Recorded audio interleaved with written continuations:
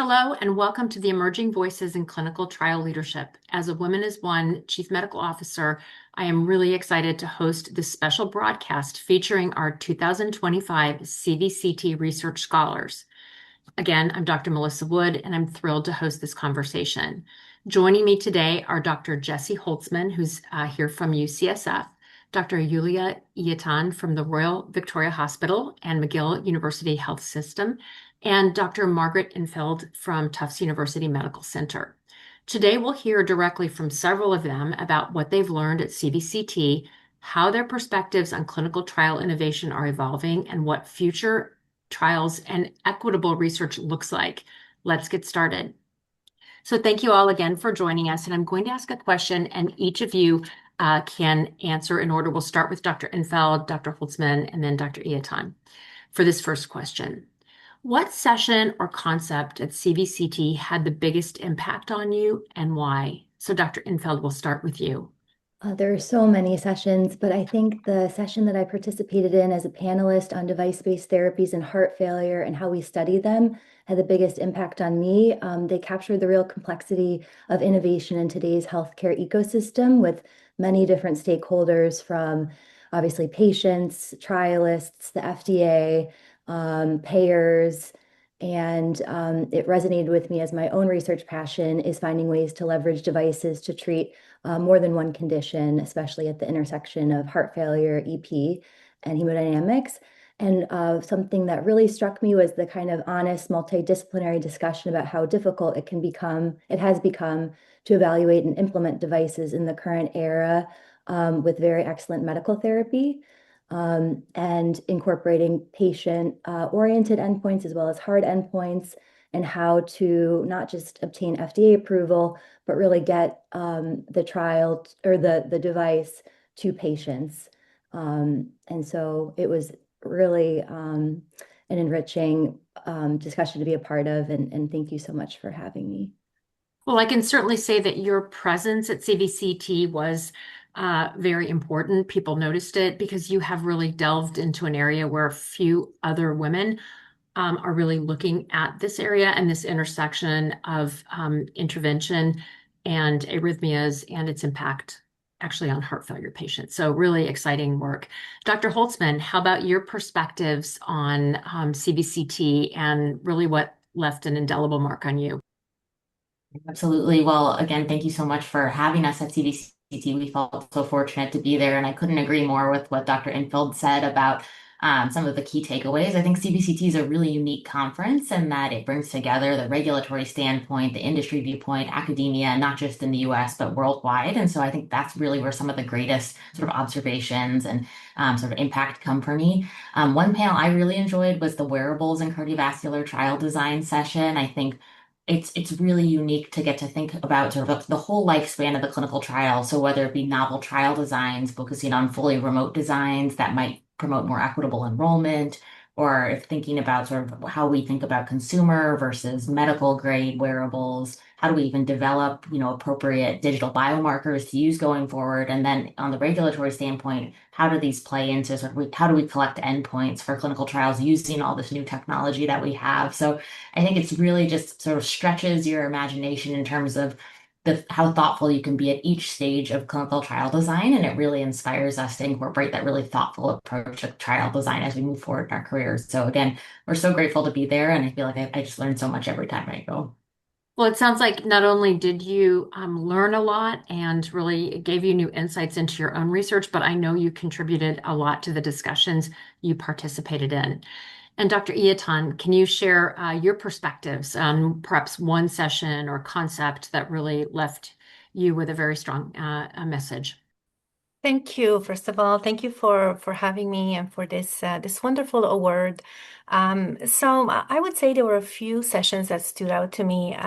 But one of them in particular was actually a session that you were part of, Melissa. So that was a session on how female leadership actually transforms cardiovascular research.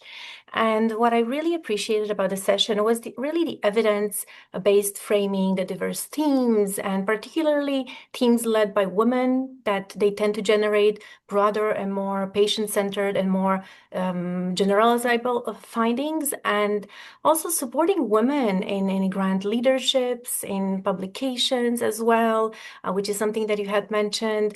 It is so important, and it really enhances the research quality as well as our careers. So for me, this session was really one of the highlights. There were many, many wonderful sessions, but it really shows how important it is to include women in clinical trials.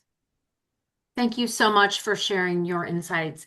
And now we're going to move on to kind of an area of, we've talked about it a little bit, but trial innovation and equity of evidence. And, really the overarching question, and I'd love for each of you kind of to share your insights, is how do we meaningfully increase the inclusion of women patients and women investigators in cardiovascular research? Each of you are really here today because you have been able to somehow get into a role where you've been able to design and begin to do clinical research.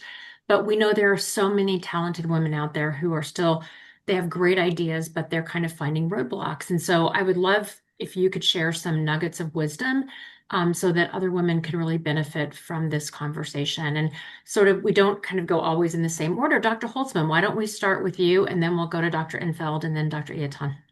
Sure. I think, maybe I'll start with a little bit of sort of the how to improve or how to increase the representation of women in clinical trial leadership. And then I think maybe the participants is a whole nother sort of question as well. But I mean, I think for one, it's really mentorship and sponsorship. And it's really what Women as One is doing, is providing us these opportunities, sort of introducing us to other women who have been in roles like this and sort of just hearing their stories. I think that is, I can't emphasize that enough, is sort of seeking out the mentorship to be able to do this. I think, organizations that provide leadership opportunities in clinical trial design. So whether it's at earlier stages, like on steering committees or editorial boards, thinking about how to allow early stage investigators to have a window into some of these higher level decisions and understanding how they're made. And then I think exactly what Women as One does, I think funding opportunities and highlighting success stories. I think when you see the success stories of investigators that have gone before you, it really gives you insight into how you might take some of those steps to sort of become involved in clinical trial design as well. So I think really Women as One is sort of the gold standard here in terms of doing all the things that really help women to be involved in clinical trial leadership, which I think subsequently helps us to increase female participation in clinical trials as well. Great, thank you so much. And I think it's really true. You have to see it to be it, right? You really need those models of success, or a model, one person. Maybe in my own career, there was one person who really persisted and demonstrated to me that it could be done. And that gave me a path forward. I think it's a little bit harder to be that icebreaker, that N of one, but I think, we're all grateful for the fact that today there is no shortage of examples, but you really want to align yourself with someone who can help you on your journey. Dr. Infeld, could you share your insights into this, question of trial innovation, something you're really trying to get involved in, and evidence equity as well? Yes, absolutely. I couldn't agree more with what you and Dr. Holtzman said already. And I was rushing up. I always like to go back to kind of history and learn from history because we stand on such shoulders of giants. And like, I didn't realize that there was this NIH Revitalization Act in 1993 that enforced or kind of it wanted gender equity in clinical trials. And I couldn't believe it was as recently as 1993. And kind of the more I learned about that, it was women coming into leadership positions in Congress. Bernadine Healy was the first and I think only woman NIH leader or head of NIH. And these women gaining leadership roles was what changed, kind of made things more enforceable, at least at the NIH level, and then to include women and be very kind of intentional about including women. And so I think what you and Dr. Holtzman were saying about women in leadership roles allow us to advocate for questions that affect women, design of trials that affect and include women, and having that leadership pipeline and the kind of visibility and training that Women as One creates for us is such a huge you know, enforce like kind of just a huge part in building us up and allowing us to have a seat at the table. And then in terms of the patient part, having more patient stakeholders involved in the clinical trial design and seeing how we can make trials more friendly towards women and people of different ethnic backgrounds. I think I learned that from the CVCT meeting as well, the importance of involving patient stakeholders early in the design of the trial. So I think those would be my two things from the patient side and the investigator side. I really appreciate that. And I will say that I was in a session on GLP-1s, and there were multiple patient representatives in that session, and really, representing their perspective on the equity of the clinical trials, the design of the clinical trials, and the ethics of the clinical trial. And I think that's something that may be fairly new to the research trial design, but I think it's an imperative that we all really need to follow. And Dr. Iaton, how about your perspectives on trial innovation and evidence equity? Yeah, so I think my colleague said it so well and eloquently. I would say that having opportunities such as this one increase visibility. Inclusion in general has to be built, I think, at the design stage. So, for example, for patients, that means eligibility criteria that really reflect real world disease presentation in women, having flexible, clinical visit structures. For investigators, for clinician investigators, it's also about early access to leadership roles. So women are often involved in data collection, but not necessarily in the trial design or the governance. So I think it's important to create transparent pathways to get to the steering committees, to have a co-PI roles and trial leadership as early as possible, especially in an early career, just like we are. So I think this is especially essential for women to be involved in in clinical trials. So yeah. That's a wonderful, set of observations. And I will say I was on a call earlier today, and we reflected on the fact that oftentimes trial leadership can have our ideal state of who we would like to recruit and how we would like the research to go, but it's really the boots on the ground, right?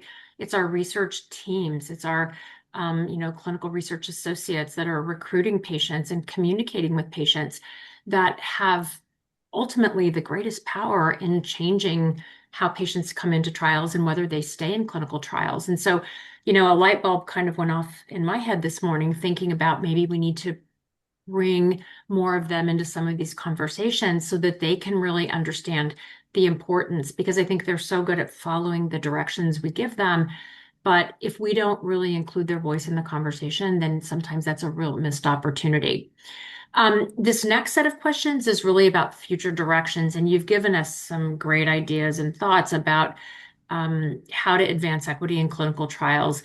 But I'd really like to hear from you about tangible things that organizations like Women as One, in addition to what we've already been doing, how can organizations like this, how can your home academic institutions and the leaders in your departments and divisions and our industry partners, how can we better support you? I know that's a long question. You can break it into parts, but really organizations like us who are here to support you, your home institutions and their leaders, and then our industry partners who are also keen to advance the equity in clinical trial design and implementation. So why don't we start with Dr. Infeld?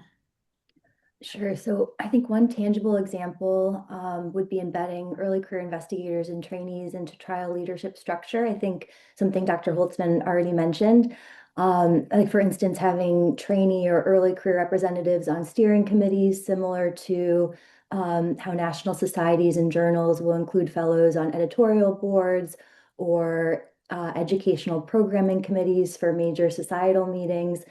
That kind of exposure, even just kind of being a fly on the wall, I think demystifies trial leadership and helps build confidence skills and credibility early, and also the opportunity to participate and offer their kind of ideas and be heard. Great, thanks. Dr. Holtzman? Yeah, I think I couldn't agree more with Dr. Infeld. I think another piece of it is investing in education and outreach early.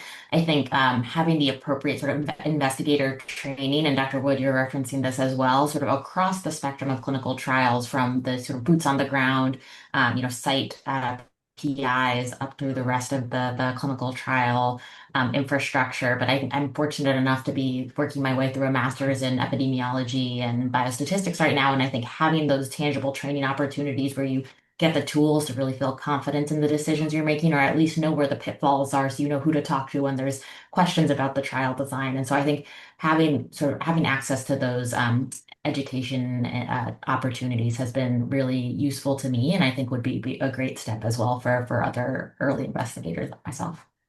Great. And Dr. Iaton, any additional insights? I know we've already heard some great, Right. great It's just things. so wonderful, I have to say. So, I think you mentioned it so well. So programs like Women as One are incredibly valuable, and that's why I'm so grateful to be part of this program. So it really opens up the doors for us.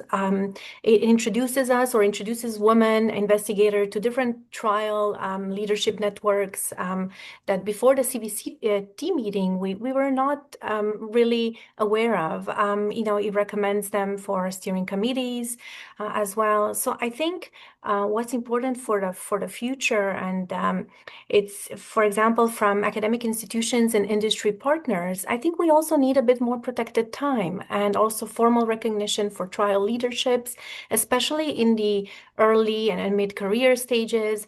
I think that would really make a difference. So being brought into the active study with really a defined leadership role as early as possible, rather than just networking. So yeah. Wonderful. And this is a little addition and another question that I didn't really share before, but I think it's an important one. And I want to give each of you the opportunity to thank a mentor or mentors or sponsors that have been fundamental in your career. And if you can think of one or two, and then to really share how they have helped you, because I think when we want to really give a leg up to our junior, women that are out there so that they can identify who would be the types of mentors and sponsors that they really would like to reach out to. So Dr. Holtzman, I'll start with you. I don't want to leave anyone out, but I'll focus on maybe one or two for my current stage of training right now. I think Dr. Rita Redberg is someone who has been a real trailblazer in the field of cardiology for women for decades. And she has been such a support to me since through residency and fellowship. And I think what I really respect about Dr. Redberg is that she gets to know her trainees very well. She understands their unique needs and then looks for opportunities that would suit them personally. And brings them into earlier stages of discussions, whether it's research or editorial questions, and really tries to give earlier stage trainees a window into what the rest of their careers might look like. And so I think that unique ability to assess what the individual trainees' needs are, and then to try to suit the opportunities to them is really done so thoughtfully. So she's one person I really admire, but of course I can't forget the rest of my team at UCSF and from medical school before. So it's so hard to just choose one, but she's been such a great mentor and sponsor for me for the last few years. I know this is kind of like the Academy Awards, right? You don't want to leave someone out, but I think I really appreciate you sharing that, because I think she has cultivated and built such a career, not only on her own academic initiatives, but really on mentoring and developing the next generation. And I think that legacy is so important to all of us. So thank you for sharing that. I'm Dr. Enfeld.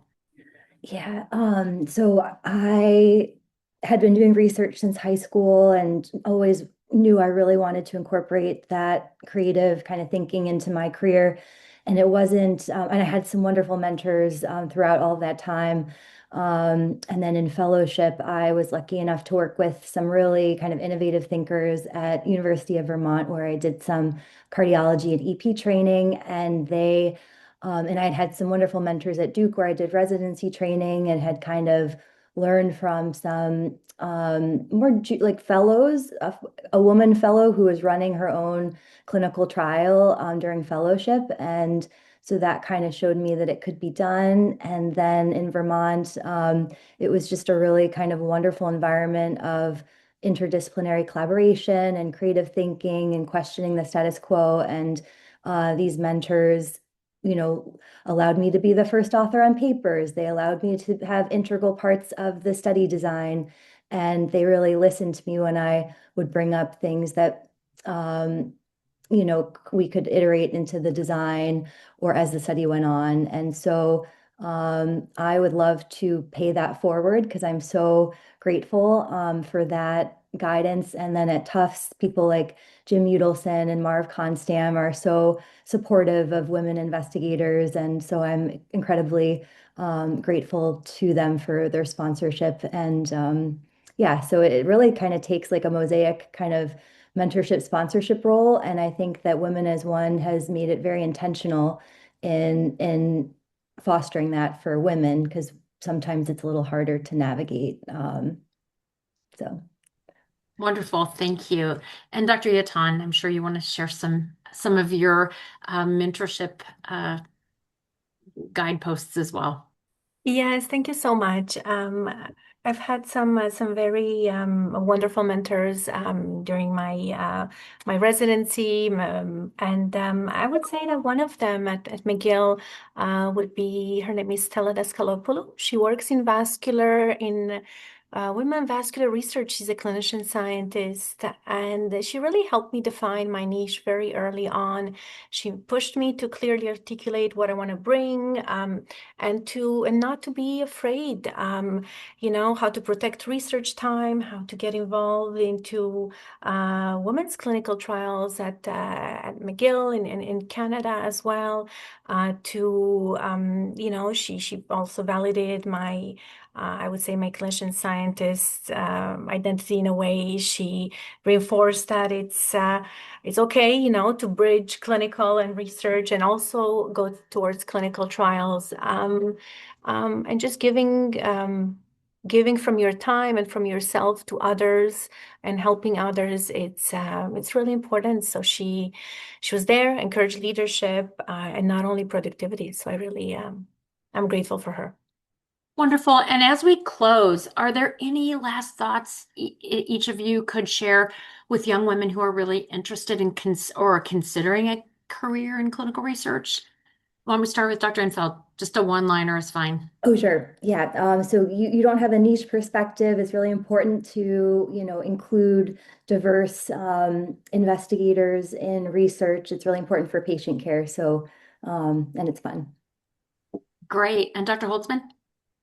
I would say don't underestimate your impact. I think working in clinical research is such an honor and a privilege, and you get to inform the future of evidence that will inform our medical practice. So it's really fun, and we can't encourage you enough to get involved. And Dr. Iatan, last word. I would say don't wait to feel perfectly qualified before putting yourself out there, before putting yourself forward for leadership opportunities. Just go for it, apply, and you'll get there. Wonderful, thank you. And I really want to thank each of our scholars for sharing their incredible insights today and also for their commitment to driving excellence and equity in cardiovascular research. We are so fortunate to be able to be part of your career trajectory, even if only in a small part. And we're really proud as Women as One to support emerging leaders like you all who are shaping the future of clinical trials. For anyone that's interested, you can learn more about the CVCT Research Scholars Program at womenisone.org, and we encourage you to share this webcast with your colleagues. Thank you so much for joining us, and thank you again to our scholars for your participation.